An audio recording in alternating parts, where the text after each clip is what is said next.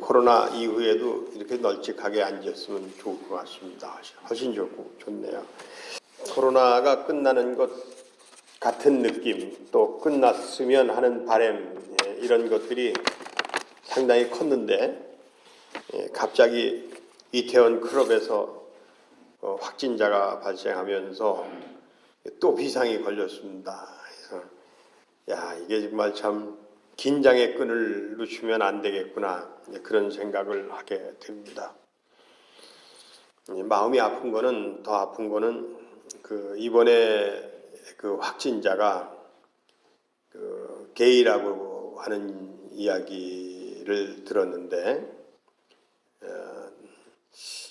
참 같은 시대를 사는 사람으로서 정말 사람들에게 떳떳하게 자기를 드러내지 못하고 감추고 살아야 되는 그런 사람들,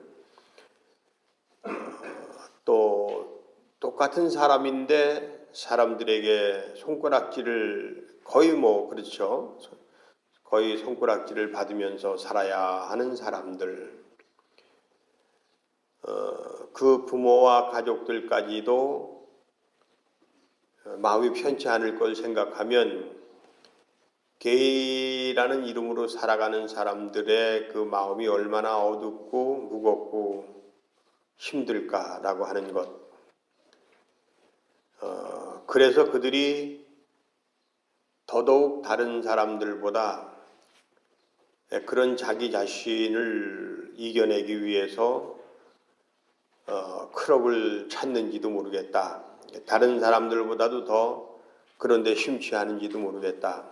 그런 생각들을 해보면서 우리 교회가 이 세상을 살아가는 사람들 가운데 죄인으로 살아가는 사람들에게 손가락질 받으면서 살아가는 사람들, 떳떳하게 자기를 드러내지 못하고 사는 사람들, 자기 자신을 자랑스럽게 생각하지 못하고 사는 사람들,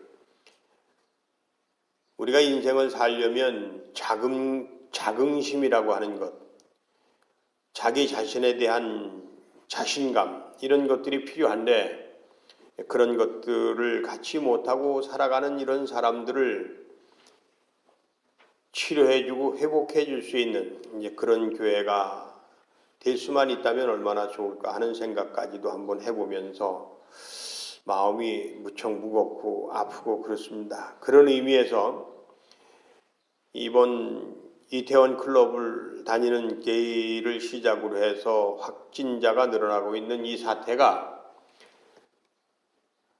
빨리 진화되고 또 끝나서 우리가 정말 서로 이렇게 마음을 편안하게 가지고 우리의 새로운 시대를 열어가는 그런 날이 왔으면 좋겠다, 그런 생각을 해봅니다. 저는 제 개인적인 입장은 동성애자들을 인정하자, 동성애자들을 위해주자라고 하는 것에 대해서 마음속으로는 찬성을 하지만 모든 그런 이 몸이 제가 가지고 있는 제 자신이 그것을 받아들이지는 아직 못하고 있습니다. 저도 역시 마찬가지로 많은 사람들처럼 손가락질은 아니더라도 뭔가 좀 이렇게 마땅치 않게 생각하는 그런 입장에 서 있습니다. 그리고 그것은 창조의 질서라든지 생명의 질서에 위배되는 일이라고 하는 것을 생각하면서 아주 강한 거부감을 갖기도 합니다. 그렇지만 신천지에 빠졌던 아이들이 사람이 나빠서 못돼서 신천지에 빠진 것이 아니라 정말 나쁜 사람들의 꾀임에 빠져서 교묘하게 얽혀 들어가서 신천지에 빠졌던 것처럼, 그래서 그 신천지가 코로나19의 온상이 되는 바람에 아주 얼굴을 드러내놓고 살아가기 힘들 만큼 그렇게 그 어려움을 겪었던 이런 것들을 생각하면서 이번에 게이를 중심으로 해서 시작된 이 코로나19 사태의 확진자가 더 이상 늘어가지 않고 빨리 좀 종식이 됐으면 좋겠다. 그래서 정말 참 모든 사람들이 함께 즐겁게 유쾌하게 그리고 행복하게 살아가는 그런 날이 왔으면 좋겠다. 그런 생각을 하면서 오늘 말씀을 준비를 했습니다. 말씀의 내용은 이렇습니다. 결국은 사람이다 라고 하는 겁니다. 한번 우리 따라서 한번 해보십시다. 결국은 사람이다. 사람이 하는 일입니다.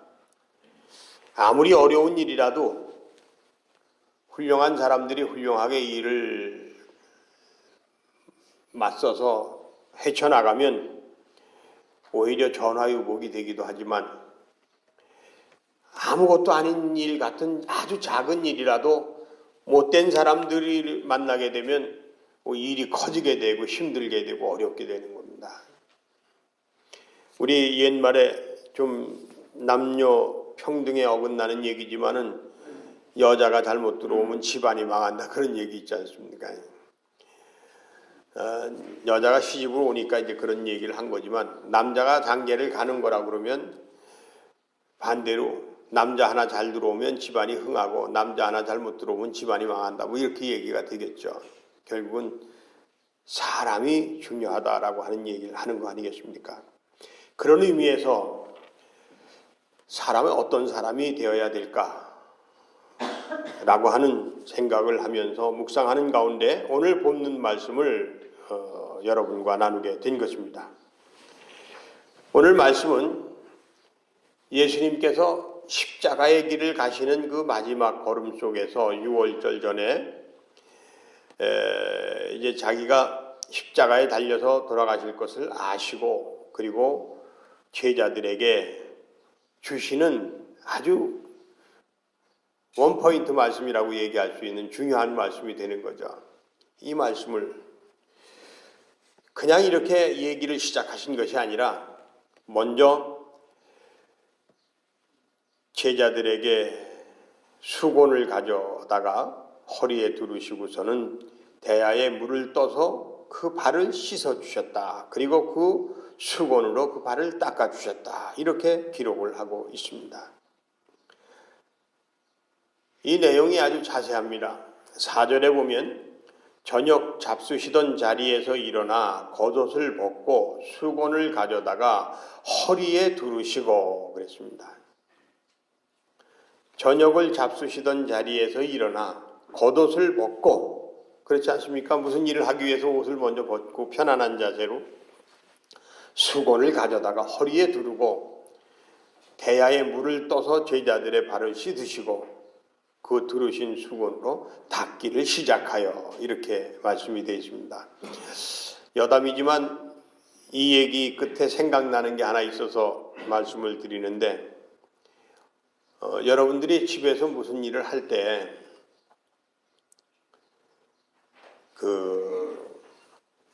내가 이 일을 하기 위해서 뭐뭐가 필요하다. 그리고 어떤 과정들을 거치게 될 거다. 그러니까 그런 과정들을 생각하면서 요건 여기다 놓고 요건 저기다 놓고 요걸 가져다가 어디다 놓을 걸 준비를 하고 그래서 모든 걸 준비를 다 해놓고서 일을 하는 사람이 있는가 하면 그냥 무조건 일부터 시작해놓고 허다가 말고 뛰어가서 뭐 갖다 또 하고 허다가 말고 뭐 갖다 또 하고 이러는 사람들이 있죠. 그런데 이 예수님의 말씀 여기 하신 일을 보니까 자리에서 일어나서 뭐 이렇게 세숫대 갖다 놓고 다시 옷을 벗고 이게 아니라 웃옷부터 벗고 그리고 이제 수건을 가져다가 허리에 먼저 두르시고 그 다음에 대야에 물을 떠서 제자들의 발을 씻으시고 그리고 그 두르신 수건으로 닦기를 시작하여서 이제 제자들의 발을 다 닦아주시고 제자들 입장에서는 받아들이기 힘든 일이니까 베드로가 내 발은 절대 씻지 못합니다 그랬더니 그러면 너하고 나하고는 전혀 상관이 없다. 내가 네 발을 씻어줘야 너하고 나하고 상관이 있는 거다. 이것은 꼭 해야 되는 일이다. 그리고서 발을 씻어주셨습니다. 그리고 예수님께서 오늘 본문의 아주 핵심적인 이야기를 제자들에게 주신 겁니다. 12절부터 그 핵심적인 이야기들이 나옵니다. 그들의 발을 씻으신 후에 다시 옷을 입으시고 다시 앉아 그들에게 이르시되 내가 너희에게 행한 것을 너희가 아느냐? 내가 왜 이 일을 했는지 아느냐? 너희가 나를 선생이라 또는 주라 하니 너희 말이 옳도다. 내가 그러하다. 내가 너희의 선생이고 너희의 주다. 너희들이 그렇게 얘기하는 것이 맞다. 내가 너희가 말하는 그 주와 선생이 되어서 너희의 발을 씻었으니 너희도 서로 발을 씻어주는 것이 옳으니라. 이렇게 말씀을 하셨습니다.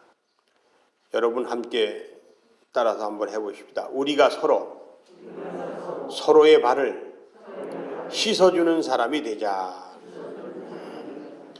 발을 씻어주는 사람은 이 중동에서는 종들이 하는 일입니다.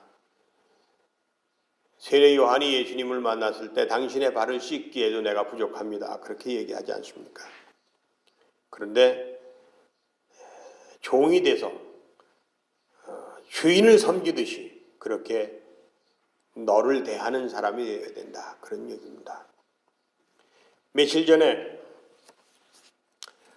두천감리교회에서 교역자 회의가 있었습니다. 교역자 회의를 마치고 나서 점심 대접을 받고 전부 헤어졌습니다. 저와 제 집사람은 모처럼 교역자 회의에 갔다가 요즘 잘 못 갔거든요. 교회 손님 오는 날하고 겹치기도 하고 또 일이 많으니까 이 일 저 일 하다 보면 못 가게 되고 그래서 이렇게 몇 개월 이렇게 못 나가고 그다음에 이번 코로나 때문에 또 한참 동안 또 못 나갔고 그래서 정말 모처럼 갔습니다. 다 떠난 이후에 남아서 그 교회 담임 목사님하고 차 한잔 하자고 제가 권해서 카페에 들어가서 차를 한잔 마셨습니다. 그러면서 이야기를 나눴습니다. 이런저런 얘기, 세상 돌아가는 얘기를 나누는데 제가 그때 목사님한테 이렇게 물어봤습니다. 애들은 몇이나 되십니까? 아유, 그래요. 그 아이들 돈 들어가는 일이 소설치 않을 텐데 얼마나 힘드십니까? 진심을 담아서 얘기를 했습니다. 제가 목회하는 가운데 여기 있을 때도 마찬가지겠지만 먼저 있었던 교회에 있을 때 시골에 정말 작은 교회잖아요. 그러면 이제 누가 오기도 하고 이제 그러는데 그 중에 그 선배 목사님들이 다녀가고 이제 이제 그럴 때도 애들은 몇 살이야? 어때? 어려운 일은 없어? 이런 얘기를 물어보는 목사님이 거의 없었어요. 제 생각에는 그런 얘기를 좀 물어도 봐주고 좀 어려운 일이 없느냐고 좀 물어도 좀 봐주면 좀 어렵다고 좀 얘기도 하고 그래서 좀 도움도 좀 받았으면 하는 내심이 마음속에 조금 있는 거죠. 그런데 나는 이 다음에 선배 목사로서 내가 아무리 어려워도 정말 어려운 후배 목사들을 만나거나 어렵게 목회하는 분들을 만나면 그 사람이 뭐가 어려운지 물어보고 내가 도울 수 있으면 조금이라도 돕는 목사가 돼야 되겠다. 그런 생각을 늘 하고 있습니다. 그래서 물어봤어요. 그랬더니 정말 어렵게 아이들을 기르고 그래서 지금 대학교 2학년 다니는 아이가 딸아이인데 아빠한테 늘 미안해하고 어렵게 아빠 엄마가 자기를 학교 보내주고 뒷바라지 해주는 걸 생각하면서 오히려 엄마 아빠한테 미안해한다고 하는, 그게 안쓰럽다고 하는 얘기까지 들었습니다. 그래서 제가 그렇게 얘기를 했어요. 나도 어렵지만 정말 어려울 때 어디 의논할 데가 없으면 나한테 꼭 전화를 해달라고. 그렇게 얘기해요. 예? 뭐요? 이렇게 얘기를 하더라고요. 여러분, 내가 바쁘다 보니까 다른 사람에게 따뜻한 말 한마디 건네기가 쉽지 않습니다. 그게 인생입니다. 오늘 이 본문에 있는 말씀은 우리의 주가 되시고 선생이 되시는 예수님께서 내가 먼저 너희의 발을 씻었으니 너희도 먼저 발을 씻어주라고 하는 얘기는 그런 겁니다. 가까운 친구들, 친척들, 그리고 동료들에게 야 그거 하나 못하니 이런 것이 아니라 너 혹시 어려운 일 없니? 너 혹시 힘들지는 않니? 내가 도와줄 일은 뭐 없겠니? 아프다 그러더니 어떻게 됐어? 괜찮아? 그렇게 말 한마디라도 먼저 건네주는 사람이 돼야 된다라는 이야기입니다. 밖에 나갔던 아내나 남편이 집에 들어올 때 인제 오냐? 뭐다 왔냐? 그건 또 왜 하느라고 그렇게 늦었냐? 이렇게 얘기하지 말고, 그런데 어려운 일은 없었어? 힘든 일은 없었어? 괜찮아? 내가 뭐 도와줄 건 없어? 라고 얘기하는 사람이 되라는 이야기입니다. 먼저 종이 되어주라고 하는 이야기입니다. 얼마나 소중한 얘기인지 모르겠습니다. 그전에는 동네 어려운 사람들이 있으면 동네에서 회의를 해가지고 도와줬습니다. 이제 사회복지제도가 발달하면서 정부에서 도와주니까 마을에서 어려운 사람이 있어도 누구도 쳐다보질 않습니다. 아이고 그 사람이 우리가 더 잘 살아. 나라에서 쌀도 주고 뭐 다 줘. 아이 그 사람이 제일 잘 사는 사람이야. 이렇게 돼버렸어요. 상대방에 대해서 다가간다고 하는 것이 쉽지 않은 시대가 됐습니다. 여러분, 중세 이후에 전 세계는 산업화의 불길이 치솟기 시작했습니다. 공장이 생겨지기 시작했고 물건을 만들어서 파는 사람들이 생기기 시작을 했습니다. 그리고 그 가운데서 더 나은 미래, 더 잘 사는 세상을 위해서 때로는 사람을 사다가 노예로 팔아먹는 장사까지도 생기기 시작을 했습니다. 흑인은 저주받은 사람들이고 백인은 축복받은 사람들이라고 하는 말도 안 되는 공식이 통하는 시대가 있었습니다. 사람 장사도 하고 땅 장사도 하는 세상. 땅을 빼앗기 위해서 전쟁을 일으키고 온갖 수단과 방법을 가리지 않는 그런 세상이 됐습니다. 우리의 우방이라고 하는 미국이 우리에게 방위비를 내라고 하는데, 올려서 내라고 하는데 터무니없는 액수를 요구하기도 합니다. 그런 가운데서 더 잘 사는 미래를 위해서 개발 만능주의가 판을 치기 시작을 합니다. 물질 만능주의가 사회를 지배하기 시작을 했습니다. 그런 가운데서 코로나19라고 하는 뜻밖의 복병을 만났습니다. 그러고 보니까 야, 이게 정말 우리가 이게 다가 아니구나. 만약에 이런 일들이 자주 일어난다고 하면 우리는 어떻게 해야 살아갈 것인가 라고 하는 생각을 하기 시작을 했습니다. 그러면서 발등에 불을 끄기 위해서 온갖 노력을 다 해왔습니다. 그런데 그런 과정에서 저는 아주 재미난 이야기를 하나 들었습니다. 그게 오늘의 설교를 하게 된 동기가 됐습니다. 인하대학교 법대의 김인희 교수님이 코로나19 극복을 위한 세 가지 요소가 있는데, 그 요소가 첫째는 사람이고, 두 번째는 시스템이고, 세 번째는 리더십이다라는 얘기를 하는 것입니다. 저는 이 얘기를 아주 유심히 들여다봤습니다. 이거 굉장히 중요한 얘기다, 그렇게 생각을 했습니다. 코로나19를 극복하는데 제일 첫 번째 요소는 사람이라는 겁니다. 어떤 사람이 있어야 되느냐? 명품 인간이 있어야 된다는 겁니다. 이 명품 인간이라고 하는 것은 그 인품과 인성과 인격이 탁월한 사람을 이야기하는 것입니다.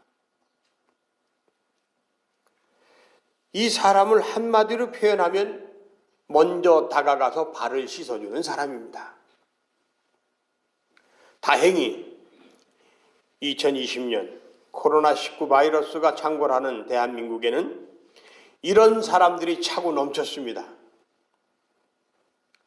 명품 의사가 있었고, 명품 정치인이 있었고, 명품 행정가가 있었고, 명품 공무원이 있었고, 명품 봉사자들이 줄비했습니다. 그리고 가장 중요한 명품 시민이 있었습니다. 우리들 자신입니다. 이런 사람들이 서로 노력하고 협력하면서 전 세계가 탄복할 만큼 우리는 이 코로나19 위기 사태를 극복해 오고 있었습니다.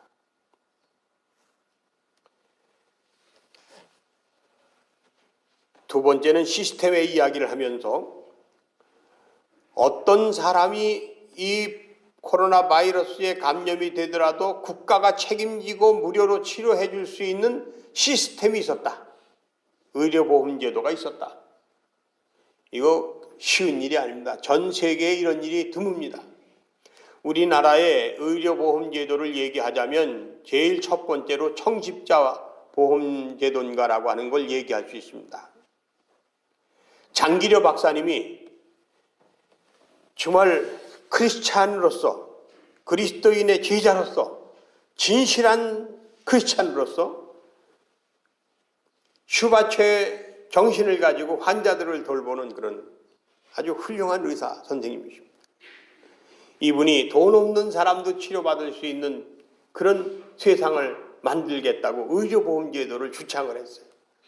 시작을 했습니다.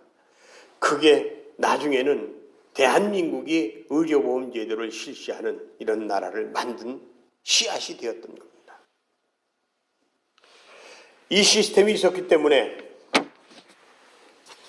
오늘 우리가 위기를 극복할 수 있었다 하는 얘기입니다. 뿐만 아니라 행정 시스템이 잘 되어 있습니다. 대한민국 공무원들처럼 그렇게 뭐든지 그냥 착착착착착 이루어지는 나라가 거의 드뭅니다. 이번 코로나 사태 때에 교회에서 예배를 드리면 공무원들이 꼭 나와서 방역을 같이 해주고, 그리고 와서 같이 앉아서 이 예방을 위한 여러 가지 일들을 잘 지키는지 이걸 지켜보고, 그러면서 정말 일요일도 반납하고 정직하고 성실한 그런 시스템이 있었습니다. 질병관리본부라고 하는 정말 참 다른 나라에서 찾아보기 힘든 아주 탁월한 시스템이 있었기 때문에 오늘 우리가 이 사태를 잘 극복할 수 있었다, 이렇게 얘기합니다. 그리고 세 번째가 리더십입니다. 모든 시민들이 리더들이 하자는 대로 따라가는 그런 신뢰를 받을 만한 지도자들이 있었다는 거죠. 곳곳에 종교 지도자, 정치 지도자, 그 다음에 행정 지도자, 의료 지도자, 모든 곳곳에 그런 지도자들이 있었다는 겁니다. 물론 개 중에는 정말 참 눈 씻고 볼 수 없을 만큼 타락한 사람들도 있고 부패한 사람들도 있지만 좋은 리더들이 많이 있었다고 하는 것, 이것을 얘기해 주는 겁니다.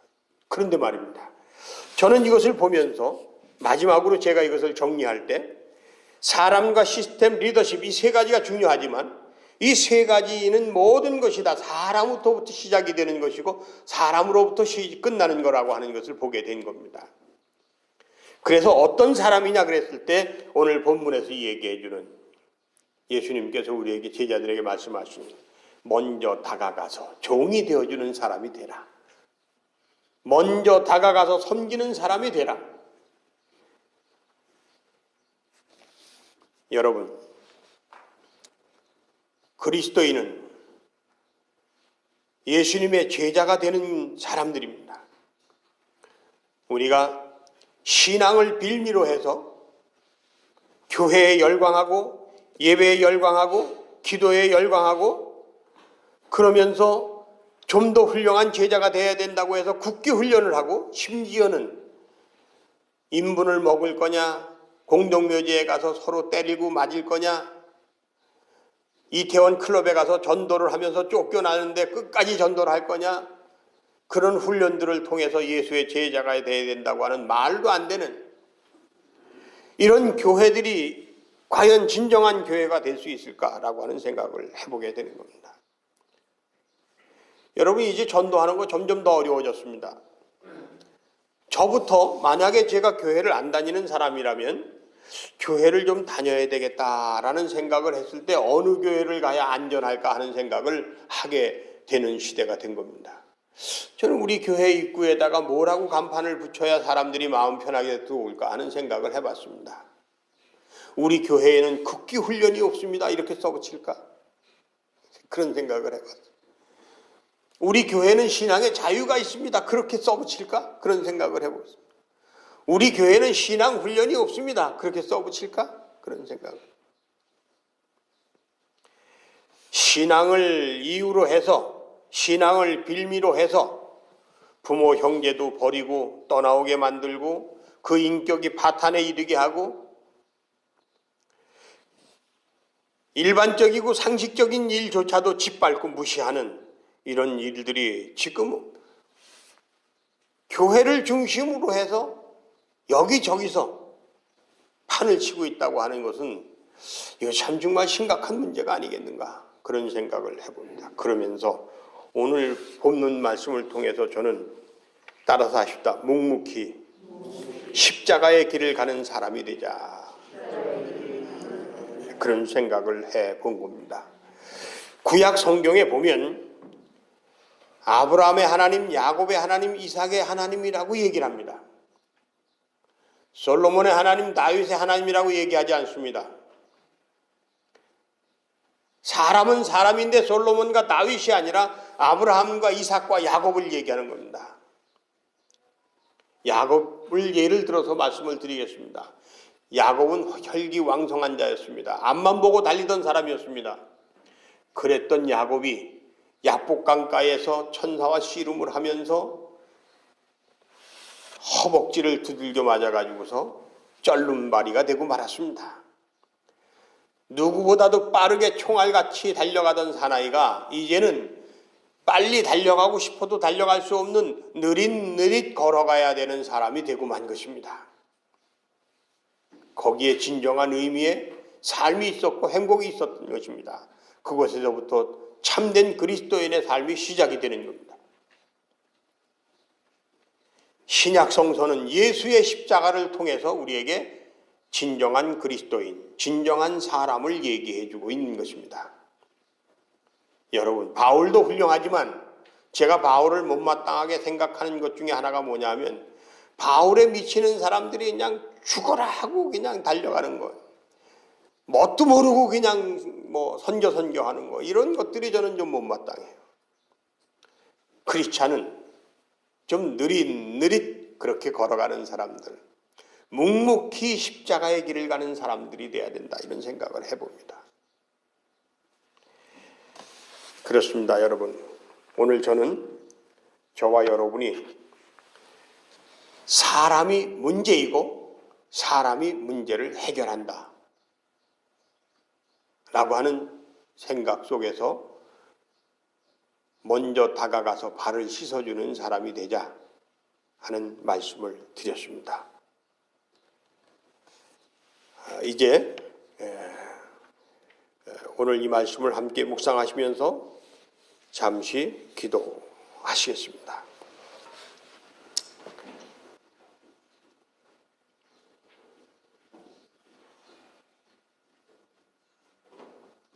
하나님, 사랑에 감사합니다. 오늘 저희들은 지난 3월 1일부터 시작해서 지난주까지 가정에서 예배를 드리다가 모처럼 이렇게 교회에 모여서 함께 공동으로 예배를 시작했습니다. 이 예배가 다시 중단되지 않도록 도와주시고 이 나라 이 민족이 그리고 전 세계가 예수 그리스도의 십자가의 정신으로 먼저 다가가서 발을 씻겨주는 마음으로 오늘 이 시대의 위기를 극복하고 새로운 시대를 열어가는 귀한 역사가 시작되게 도와주옵소서.